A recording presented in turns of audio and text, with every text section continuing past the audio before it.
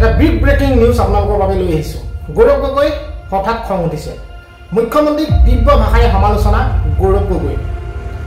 পবিত্ৰ বাঘিনীতকৈ কামাখ্যা প্ৰসাদ আছা শ্ৰেষ্ঠ আছিল বুলি গৌৰৱ গগৈয়ে মন্তব্য আগবঢ়াইছে।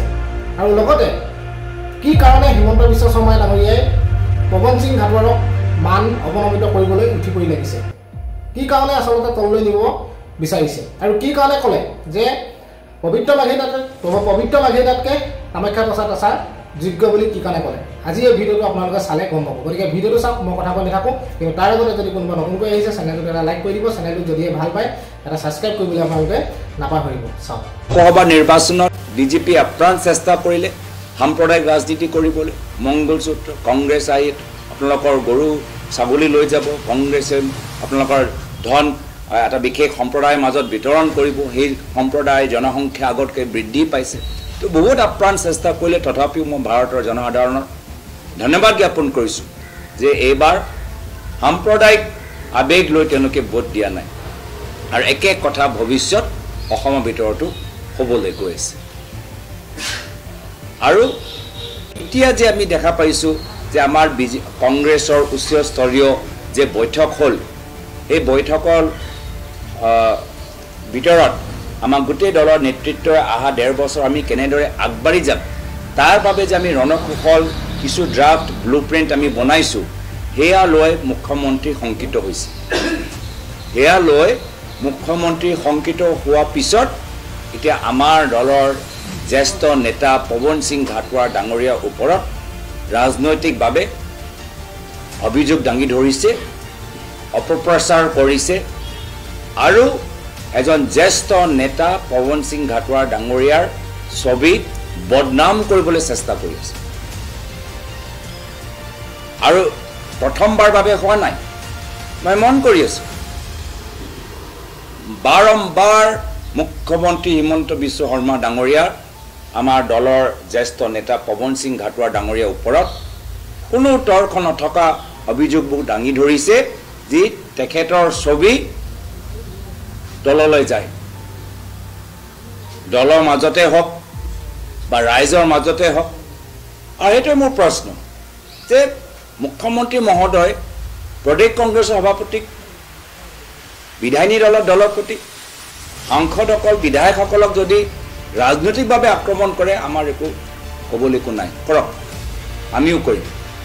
কিন্তু দলৰ এজন জ্যেষ্ঠ, এজন চাহ জনগোষ্ঠীৰ আটাইতকৈ টলেষ্ট লিডাৰ আজিৰ তাৰিখত, আজি তেওঁক বাৰম্বাৰ ছবি বদনাম কৰিবলৈ বিচাৰে। কি হৈছে? আজি ৰামেশ্বৰ তেলী তেওঁলোকে টিকেট কৰ্তন কৰি দিলে। ৰামেশ্বৰ তেলী আজি মন্ত্ৰী হ'ব পাৰিলেহেঁতেন। কামাখ্যাত আছে আজি আমাৰ মাৰ্গিতা ডাঙৰীয়া, পবিত্ৰ মাৰ্গিতা ডাঙৰীয়া মন্ত্ৰী হৈছে, ঠিকে হৈছে, মই শুভেচ্ছা জ্ঞাপন কৰিছোঁ। কিন্তু পবিত্ৰ মাৰ্গিতা ডাঙৰীয়াতকৈ বেছি ছিনিয়ৰ কামাখ্যাত আছা ডাঙৰীয়া। কামাখ্যাত আছা MP হৈছে, কামাখ্যাত যোৰহাটৰ MP হ'ল, কামাখ্যাত আছা ডাঙৰীয়া আমাৰ ৰাজ্যসভাৰ সাংসদ হ'ল, কামাখ্যাত আছা ডাঙৰীয়া আকৌ বেলেগ এটা সমষ্টিলৈ গৈ তাত আকৌ তেওঁ সাংসদ হ'ল। ছাত্ৰ ৰাজনীতিৰ পৰা কামাখ্যাত আছা ডাঙৰীয়া জড়িত হৈ আছে। তো যদি মন্ত্ৰীৰ ওপৰত ক্লেইম আছে, যদি আমি ছিনিয়ৰিটি যদি চাওঁ, তেতিয়া মাৰ্গিতা ডাঙৰীয়াকে বেছি ছিনিয়ৰটো কামাখ্যাত আছা ডাঙৰীয়া হ'ল। ৰামেশ্বৰ তেলী তেওঁ মাৰ্গিতা ডাঙৰীয়াতকৈ ছিনিয়ৰ। মাৰ্গিতা ডাঙৰীয়া পাইছে, ভাল কথা। কিন্তু বাৰম্বাৰ আমি মুখ্যমন্ত্ৰীৰ পৰা এনেধৰণৰ এটা ৰাজনীতি এটা ইংগিত পাইছোঁ যে তেওঁৰ মনটো অলপ ভাল নহয় বা তেওঁৰ মনটো কিবা এটা বেয়া পাই আছে। সেইকাৰণে তেলী ডাঙৰীয়াৰ টিকেট কাটি দিলে। সেইকাৰণে আমাৰ পল্লৱ লোচনৰ মন্ত্ৰী হৈছিলে, কেতিয়াবা দিল্লীলৈ ঠেলি দিলে, আকৌ দিল্লীৰ পৰা আকৌ টিকেট কাটিলে। সেইকাৰণে কামাখ্যাত আছা ডাঙৰীয়া আজি মন্ত্ৰী হোৱা নাই। সেইকাৰণে এতিয়া পৱন সিং ঘাটোৱাৰ ডাঙৰীয়া বাৰম্বাৰ তেওঁ ছবি বদনাম কৰিবলৈ বিচাৰিছে। যিসকলে ৰাজনীতি কৰে আমি বুজি পাইছোঁ যি মুখ্যমন্ত্ৰী মহোদয়ৰ মনত এটা বিশেষ সম্প্ৰদায়ৰ প্ৰতি ভাল ভাৱ নাই। আৰু সেইকাৰণে ৰাজনৈতিকভাৱে যিসকল সেই সমাজৰ পৰা উঠি আহিছে, সক্ৰিয় হৈছে, লাহে লাহে লাহে মুখ্যমন্ত্ৰীক তেওঁলোকৰ টিকেট কাটিছে বা তেওঁলোকৰ ছবি বদনাম কৰিছে মুখ্যমন্ত্ৰী মহোদয় সতৰ্ক হোৱাটো মই বিচাৰোঁ আমি সমাজৰ প্ৰত্যেক বৰ্গক সন্মান কৰোঁ প্ৰত্যেক বৰ্গৰ ৰাজনৈতিক আবেগ আছে প্ৰত্যেক বৰ্গৰ নিজৰ সমাজৰ ভাষা সংস্কৃতিৰ প্ৰতি আবেগ আছে কোনো সমাজৰ ওপৰত যে তেওঁলোক আঘাত নেপেলায় তাৰ বাবে আমি অনুৰোধ জনাইছোঁ আৰু অলপ ক্ৰছ কানেকশ্যন হৈছে নেকি অলপ ভুল তথ্য গৈ পাই গ'লে পৱন সিং ঘাটোৱাৰ সম্পৰ্কে যিখিনি অভিযোগ মুখ্যমন্ত্ৰী মহোদয়ে পালে মানে অলপ ক্ৰছ কানেকশ্যন হৈ গৈছে কেতিয়াবা আমাৰ ফোনত যে আমি নিজৰ বন্ধুৰ লগত কথা পাতোঁ কোনোবা বেলেগৰ মাত ওলাই যায় মই ভাবিছোঁ এবাৰ সেইটোও হৈছে তাৰ বিপৰীতে